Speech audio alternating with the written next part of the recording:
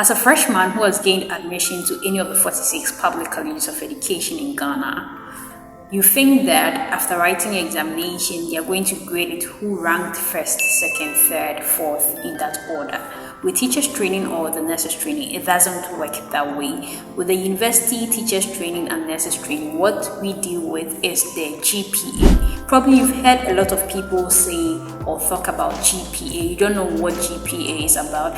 In this episode, I'll be elaborating more on GPA based on the courses you're going to offer for your first year, how to calculate your GPA and know the class you are attaining as you proceed to each level. Hello there, my name is Lorty. I do create educational content for appraisal. If this is your first time of tuning in, please do well to stick and stay by hitting the like button, subscribe, and of course turn on the notification bell so that you don't miss important educational content from us.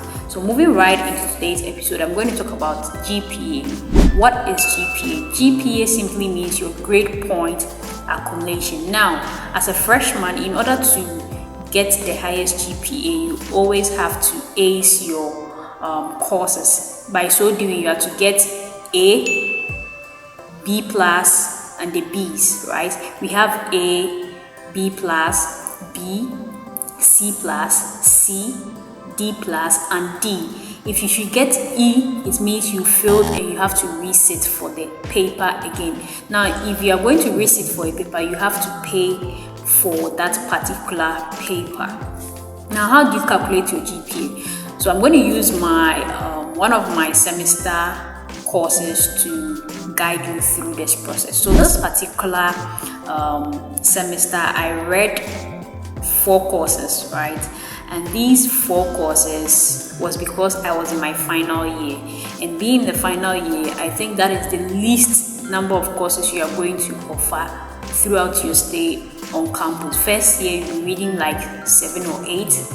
Second semester, same thing, level 200, 7 or 8 in that order. So the least number you're going to you're going to read on campus is maybe your final year. So this particular final semester, I was given 4 courses. That's the project work and my off-campus teaching practice, the trends in education, and then introduction to guidance and counseling. That's what I've left on the screen for you guys. So you realize that the courses, like what you're seeing on the screen, the courses, we have project work off campus, trends in education, and then introduction to guidance and counseling. Now let's move to this side. You see CR. CR means credit hours. Now credit hours, we have 1 credit hour, we have 2 credit hours, and we have 3 credit hours. You realize that the project work, I had 3 credit hours. The off-campus, I had 3 credit hours. Trends in education, I had 2 credit hours. And then introduction to guidance and counseling, I also had 2 credit hours. Now move on to the grade points. You realize that with the project work, you see the grade I had there, that's a B. And the off-campus, I had B plus. The trends in education, I had B plus, and then introduction to guidance and counseling, I had A. Now, in order for you to attain A, grade A, you need a point of a marks of 80 and above, so 80 to 100. B plus, you need 75 to 79. With a B, you need 70 to 74. C plus, you need 65 to 69. C, you need 60 to 64 in that order.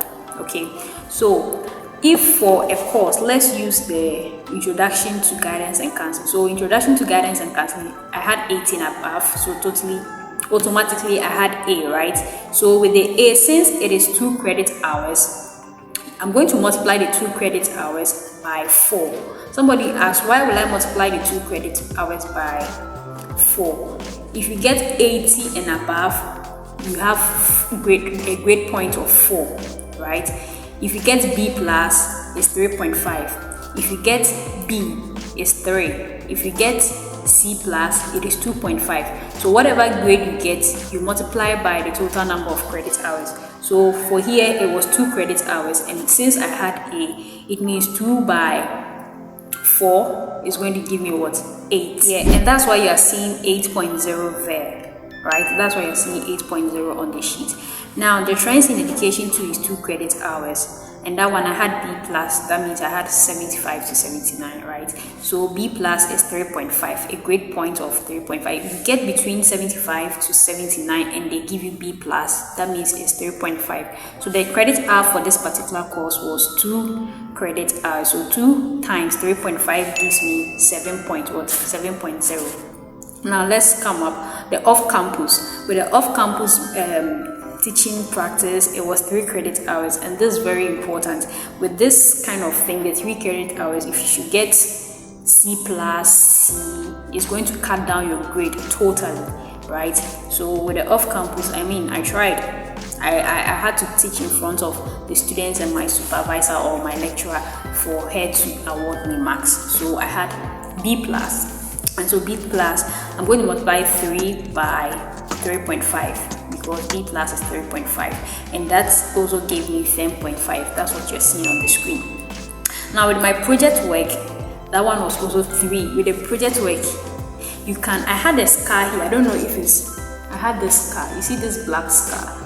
It was due to my project work. My partner and I, at that time, he said, he didn't have transport, right? And so he was going to use a motorbike. He sought permission from one of the permanent teachers back then, and then he used the motorbike. I think he didn't really know how to ride the motorbike. He didn't also tell me. So whilst on the motorbike, I think he tried, how do you guys call it? He tried sparking or whatever, and the motor took off at once. So I fell off the motorbike and had this scar.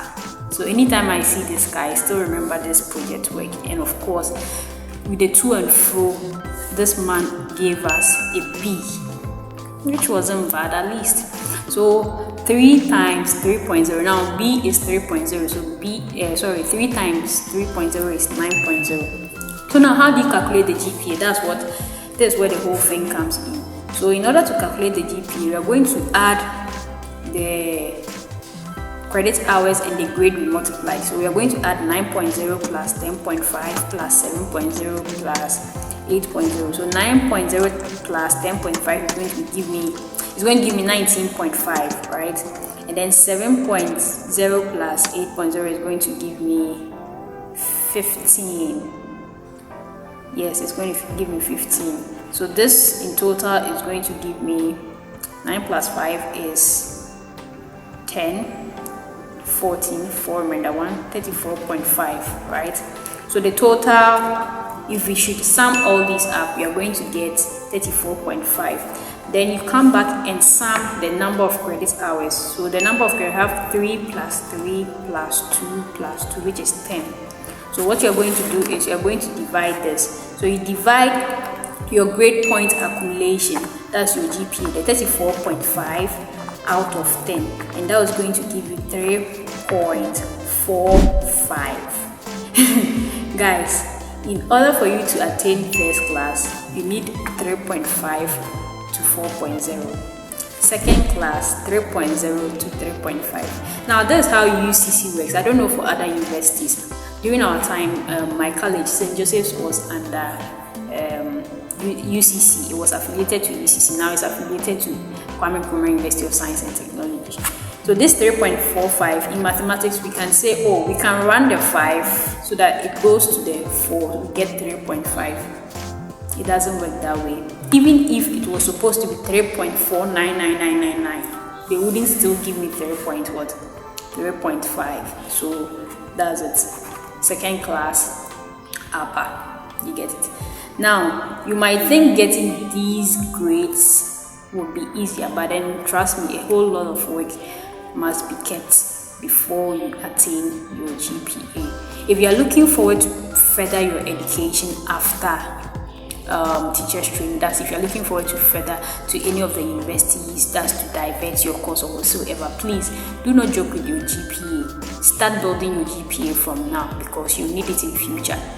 All students who come out with third class or pass and they want to further their education, apart from the fact that maybe you are going for a distance or sandwich course, but then if you are looking forward to further as a regular student in any of the universities, they always look at your the class you came out with. A quick one before I forget, since you're in level 100, what you have to do is, if your first semester your GPA comes, you put it down, your second semester, your GPA comes, you add these two and divide by 2. So that's how it works. As you are going, you'll be dividing. So all the time you have to put in more work to boost your GPA. So that's how it works. Yeah.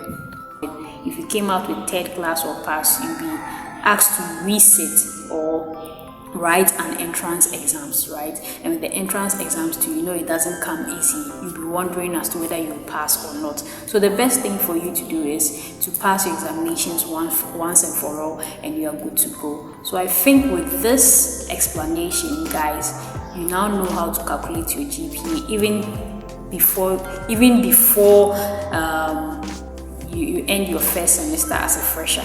And so thank you very much. If this video was useful, please do also hit the like button, subscribe, and be part of the family. Also feel free to leave your questions or comments by the comment section, and I'll gladly respond to each and every one of you. My name has always been Lorty, and until next time I come your way, it is solely bye for now.